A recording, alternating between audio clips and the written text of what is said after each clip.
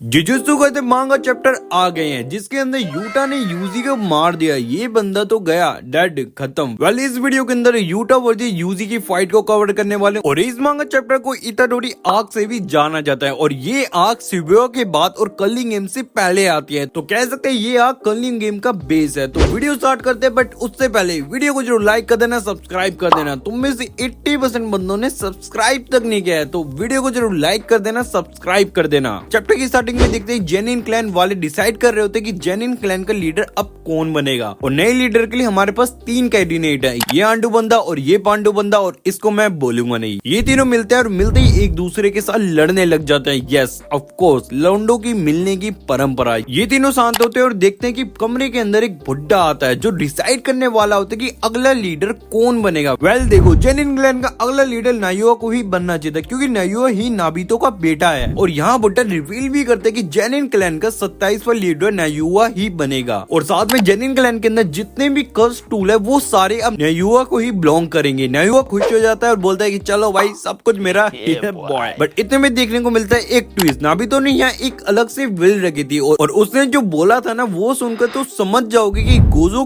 क्या चीज है। नाबितो ने यहाँ बोला था कि मेरे बाद जो भी जेनिन क्लैन का लीडर बनेगा वो होगा मेरा बेटा। बट यहाँ पर एक अनएक्सपेक्टेड ट्विस्ट आता है। नाबितो यहाँ बोलते हैं कि उस पर्टिकुलर टाइम पे अगर गोजो मर जाता है या गोजो किसी चीज से लड़ नहीं पाता तो जेनिन क्लैन का अगला लीडर मेगुमी फुशिगिरो होगा। ये पढ़ते मैं नायुआ और तुम शॉक। ईका हो गया भैया, ईका हो गया भैया। और यहाँ डिसाइड होता है कि जेनिन क्लैन का नेक्स्ट लीडर अब मेगुमी ही बनेगा। वेल नाभी तो यहाँ समझ जाते कि जब तक गोजो है तब तक कुछ बुरा नहीं होने वाला और शिबुया इस बात का लाइव एग्जाम्पल है क्योंकि गोजो के मरने के बाद कितने बंदे मरे हैं। और नायुआ यहाँ अपनी सर्वेंट से पूछता है कि मेगुमी की लोकेशन कहाँ है, जहाँ पर उसकी सर्वेंट बोलती है कि उसको ज्यादा कुछ नहीं पता बट मेगुमी इस टाइम खुद शिबुया के अंदर इटाडोरी को ढूंढ रहा है जो कि सुकुना के वेसल हुआ करता है। और नायुआ यहाँ पे बोलते हैं कि मैं दोनों को ही मार दूंगा। और तुम सबको याद होगा तो सीजन 2 के अंदर भी यूटा यूजी को मारने आ रहा होता है, तो इस टाइम यूजी की तो फटी बड़ी है। और इसके बाद हमें नेक्स्ट पैनल में यूजी को दिखाया जाता है जो हद से ज्यादा डिप्रेस होता है क्योंकि शिबुया के अंदर इतने सारे कांड हो गए और एंड मोमेंट पे वो गोजो को भी बचा नहीं पाया। बट इस टाइम यूजी के साथ चोजो है जो अगर यूजी को बोलते है कि भाई तू मेरी टेंशन मत ले, तू वापस जुजुत्सु हाई में चले जा। और यूजी यहाँ पर बोलता है कि भाई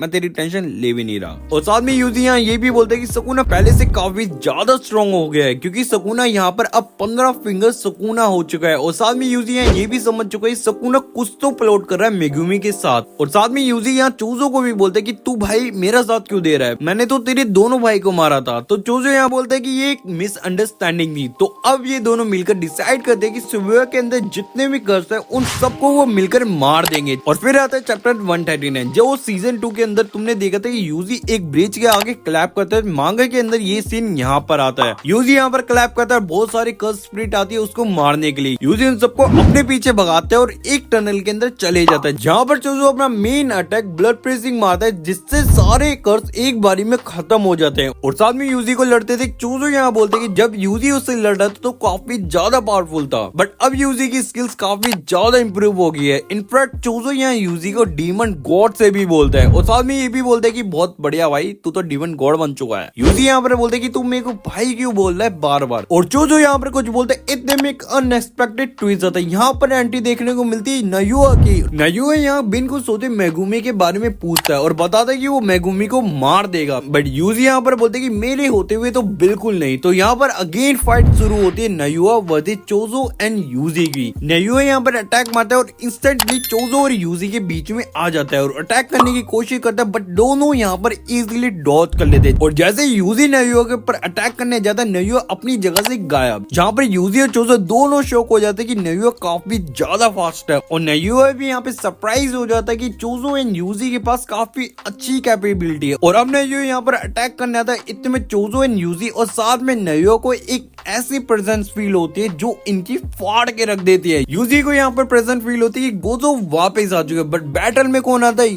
यूटा। चैप्टर नंबर 140 चालू होता है। यूटा एंट्री मारता है, साथ में अपनी स्वॉर्ड निकालता है, बोलता है कि तुम में से यूजी कौन है। और अब नायुआ यहाँ पर अटैक करे उससे पहले नायुआ यहाँ पे बोलते कि मैं दोनों के साथ नहीं हूँ भाई, मैं खुद यूजी को मारने आया था। और यहाँ पे यूजी यूटा को देखकर समझ जाता है कि यूटा एक स्पेशल ग्रेट सोर्सर है जो वर्ल्ड में सिर्फ 4 ही है। और इस पॉइंट पे नायुआ और यूटा टीम अप कर लेते हैं। नायुआ यहाँ पर बोलते कि मैं मारूंगा चोजो को और यूटा यहाँ पर पर बोलता है कि मैं मारूंगा यूजी को, और यहाँ ये बैटल शुरू होती है। यूजी यहाँ से भागने की कोशिश कर रहा होता है, बट इंस्टेंटली यूटा उसके पीछे आ जाता है, और इस पॉइंट पे यूटा और यूजी दोनों शॉक हो जाते हैं। यूजी यहाँ इस बात को लेकर सरप्राइज होता है कि यूटा के पास इतनी हैवी स्वॉर्ड के बाद भी इतनी तेज कैसे भाग सकता है। और दूसरी साइड देखते हैं कि नेयुआ चोजो को अच्छी तरह से पीट रहा होता है, और नेयुआ यहाँ बोलता है कि चोजो के पास सिर्फ ब्लड प्रीसिंग अटैक है जो काफी नहीं है उसको हराने के लिए। और साथ में चोजो यहाँ बोलते कि हम तुम्हारी गुद्दी मार देंगे अगर तुमने मेरे छोटे भैया को मारा तो। और इसके बाद देखने को मिलता है यूजी वर्सेस यूटा का बैटल, जहाँ पर स्टिल यूजी भाग रहा होता है यूटा से, और साथ में यूजी हर एक अटैक का डॉज कर रहा होता है, जिससे यूटा काफी ज्यादा इंप्रेस हो जाता है। और इस टाइम यूजी की मेन प्रायोरिटी कि वो यूटा की सारे अटैक को डॉज करे, क्योंकि वो जानता था कि यूटा की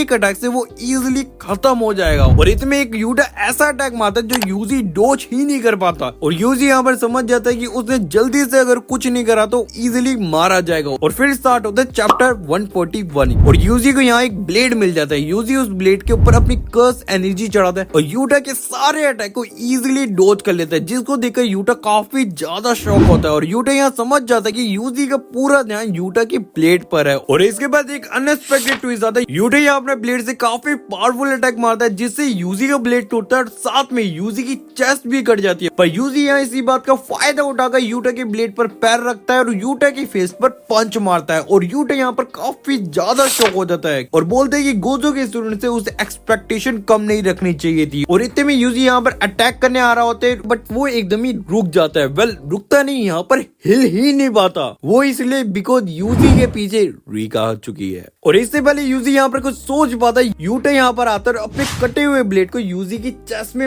मार देता है और बोलते हैं आई एम सॉरी इटाडोरी। और इसी के साथ यूजी यहाँ पर डेड, खत्म, गया भाई, ये तो गया।